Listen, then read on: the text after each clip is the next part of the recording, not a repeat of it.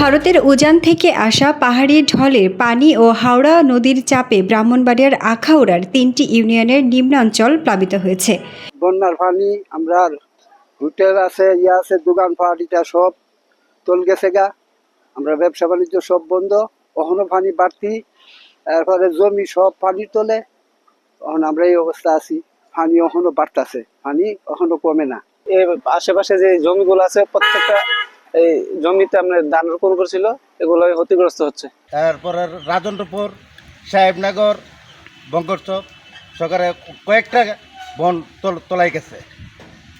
ফসলাতে যে জমি আছে জমিগুলি নষ্ট হয়ে গেছে। এটা ভারতের পানি আইয়া ঠেলা পড়ছে, ভারতের বান ভাঙছে, ভাঙ্গাতে পানি ঠেলা পড়ছে, ঠেলা পড়া আমরা এই জমির উপর সব তল গেছে। তিনখানি জমি লাগাইছি আমরা, 2400 করে কানি, আলে মালে করে কানি হাতে গেছে 5000 টাকার উপরে গেছে কানি হাতে। কখন জ্বালা পাবো, কই কি করুম। এবং আখাউড়া স্থলবন্দরে কিছু প্রতিষ্ঠানের পানি ঢুকে কার্যক্রম ব্যাহত হচ্ছে। তবে বৃষ্টি না থাকায় দুপুরের পর থেকে পানি কমতে শুরু করেছে। উপজেলা প্রশাসন ও কৃষি অফিস জানিয়েছে, দ্রুত পানি নেমে গেলে ফসলের বড় কোনো ক্ষতি হবে না এবং পরিস্থিতি সম্পূর্ণ পর্যবেক্ষণে রয়েছে।